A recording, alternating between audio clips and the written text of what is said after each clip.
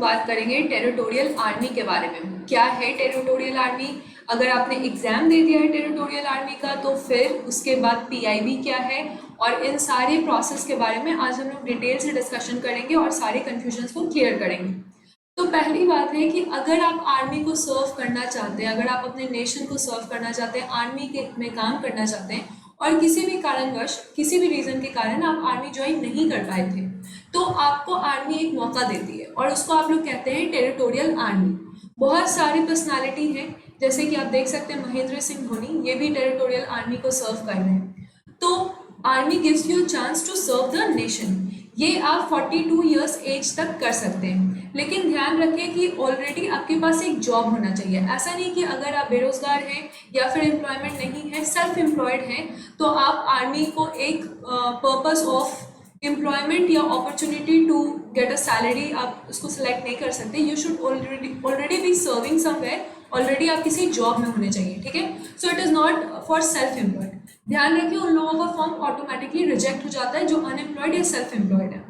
तो आप लोग के पास एक जॉब होनी चाहिए। अब क्या है कि 2 to 3 मंथ्स आर्मी आपको ट्रेनिंग देती है। हर साल में 2 से 3 महीने आर्मी आपको सर्विस के लिए बुलाती है और उस समय आपको सारे पे एंड अलायंस वैसे ही मिलते हैं जैसे कोई नॉर्मल आर्मी ऑफिसर को मिलते हैं।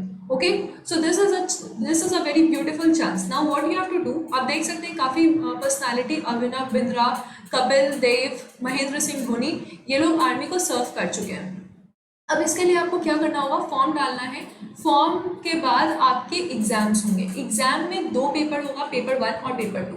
पेपर 1 और पेपर 2 दोनों ही 50-50 मार्क्स के होंगे, that is 100 marks total. Okay, total is 100 marks. Now the first जो पहला पेपर होगा 50 मार्क्स का, उसमें आपके जीके और इंग्लिश की टेस्ट होगी, जीके और इंग्लिश।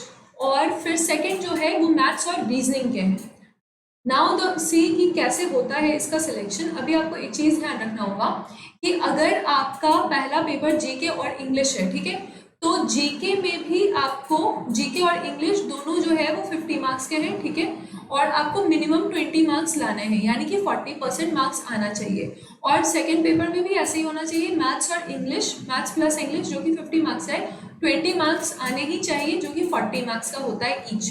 यानी कि दोनों में क्वालिफाइंग, पेपर क्वालिफाइंग है, दोनों में 40 मार्क्स 40% ईच, यानी कि 20 मार्क्स आने चाहिए। अगर आपको ऐसा लगता है कि मेरा जीके का पेपर बहुत अच्छा गया था लेकिन मेरा मैथ्स और रीजनिंग अच्छा नहीं है, तो आपको टाइम है, आप उसको इम्प्रूव कर लीजिए, because this is the thing. And overall ये तो हो गया आपका सेक्शनल कट ऑफ, ठीक है, सेक्शनल कट ऑफ चेक हो गया। ओवरऑल कट ऑफ भी देखी जाती है, यानी कि पूरे पेपर में जो भी 100 नंबर का आपका पेपर है उसमें से कम आपको 50 मार्क्स आने ही चाहिए। अब आपको क्लियर हो गया कि 2 कट ऑफ क्लियर करना है आपको, 20-20 ईच मिलके आपका 40 होगा, लेकिन प्लस 10 मार्क्स और लाना है और टोटल ओवरऑल पेपर में 50 मार्क्स से ज़्यादा मार्क्स स्कोर करने हैं। जेनरिक क्वेश्चन है, बहुत डिटेल्ड क्वेश्चन नहीं है, GK, English, maths and reasoning.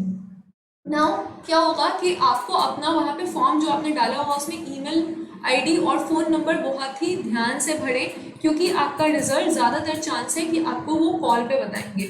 Call पे एग्जाम के 1 महीने के अंदर वो कॉल पे आपको रिजल्ट बताएंगे और उसी नंबर पे जो आपने फॉर्म में डाला हुआ है। Clear guys? Now the thing is PIB. अब पीआईबी क्या है, देखो कॉल पे उन्होंने रिजल्ट बता दिया आपको एग्जाम के 1 महीने बाद। अब वो बोलेंगे कि 10 से 15 दिन में आपका पीआईबी है, पर्सनल इंटरव्यू बोर्ड को आपको फेस करना है। ये जो बोर्ड है 10 से 15 मिनट के लिए आपका एक नॉर्मल सा इंटरव्यू लेगी। अब इंटरव्यू में वो आपसे क्या पूछ सकते हैं, इंटरव्यू में आपसे वो पूछेंगे कि आप आर्मी क्यों ज्वाइन करना चाहते हैं। एक साइकोलॉजिस्ट हमेशा रहेंगे, वो आपको वो आपसे कुछ पूछेंगे नहीं, लेकिन आपकी सारी गतिविधियों को, all your expression will be noted by him. Okay, so वो सब चीज़ को ध्यान देंगे और बिल्कुल ही ऑनेस्ट रहिएगा। ज़्यादा कोई भी चीज़ हाई फाई बोलने का जरूरत नहीं है, बिल्कुल ऑनेस्ट। ठीक है, मैं एक टीचर हूँ लेकिन फिर भी मुझे आर्मी में सर्व करना है। अगर किसी की फैमिली आर्मी में ऑलरेडी है तो वो आपसे टोटल डिटेल मांगेंगे, आपको उनका डिटेल पता होना चाहिए कि कब उन्होंने ज्वाइन किया या कब वो रिटायर किए, ये सारे डिटेल्स आप उनके पास वो आपसे मांग सकते हैं। आपके रीजनल एरियाज़ के बारे में बेसिक नॉलेज आपको होना चाहिए। जैसे अगर आप राजस्थान से हैं तो राजस्थान में डेजर्ट्स और वगैरह जो भी जोग्राफिकल, हिस्टोरिकल, जीके का जो नॉलेज है वो होना चाहिए, ठीक है। और इसके बाद आपका एसएसबी होता है। आप पीआईबी में भी डिस्क्वालीफाइड हो सकते हैं, इस बात को हमेशा ध्यान रखें। लॉजिंग और फूडिंग, जब आपको पीआईबी के लिए जब बुलाया जाएगा, मान लो कि 2 तारीख को बुलाया जाता है, तो आपको 1 तारीख को ही वहाँ पे पहुँच जाना है उस सेंटर पे। अब 1 तारीख को जो लॉजिंग, फूडिंग, रहने और खाने का व्यवस्था है वो आपको खुद से करना है, और वो 1 तारीख को शाम में आपको बुलाएंगे एक पीआईक्यू फॉर्म भरने के लिए, ठीक है, क्वेश्चन एयर फॉर्म। तो पीआईक्यू में आप जो जो भरेंगे, प्लीज़ ध्यान रखिएगा कि जो आप पीआईक्यू में भर रहे हैं, जो आप पीआईबी में बोल रहे हो और जो आप एसएसबी में अपने आप को रिप्रेजेंट कर रहे हैं, सब सिंक होना चाहिए, ठीक है, क्योंकि सारे ऑफिसर्स साथ में मिलके आपको बोलेंगे कि इसको सारे जो है वो सिंक में रहना चाहिए। क्लियर है guys? Now you have to, उसी दिन आपको डॉक्यूमेंट सबमिट करना है, ओरिजिनल डॉक्यूमेंट सबमिट करना है आपको पीआईबी वाले दिन। पीआईबी के जस्ट पहले वाले जब पीआईक्यू फॉर्म भरेंगे उस दिन भी आपके डॉक्यूमेंट्स मांग सकते हैं, या पीआईबी वाले दिन भी आपके डॉक्यूमेंट्स मांग सकते हैं। Now the thing is formal dress, please ऐसे jeans T shirt, don't be very casual.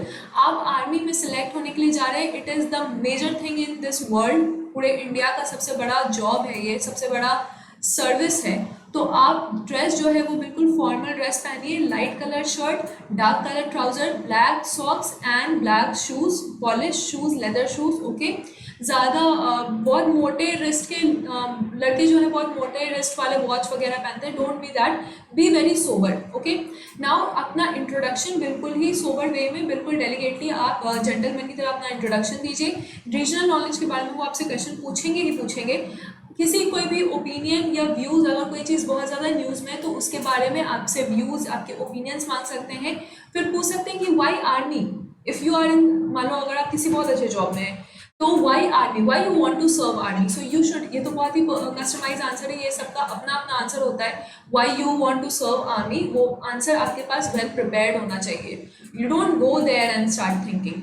Now the thing is English, see you know that the language of defense is English, so they will be constantly asking you question in English, और अगर आप वहाँ पे अपने आप को comfortable feel नहीं करा पा रहे हो English में, so you start preparing from now only, and if it happens then sorry, maybe you won't be selected for it, maybe or what, English is mandatory, okay, so you won't be selected if you are not good. I'm not telling you to be very good in English, good grammatical knowledge आना चाहिए और बिल्कुल speaking में comfortable होना चाहिए। अगर आप किसी से बात कर रहे हैं, इंटरव्यू में हो रहे हैं, तो आपको बिल्कुल कंफर्टेबली आप वहाँ पे सेटल डाउन हो जाए और फिर आप बात करें, और इसका रिजल्ट आपको विद इन 15 डेज मिल जाएगा, okay. So this was the thing, this is the thing, and if any doubt you can ask me in the comment section. Thank you.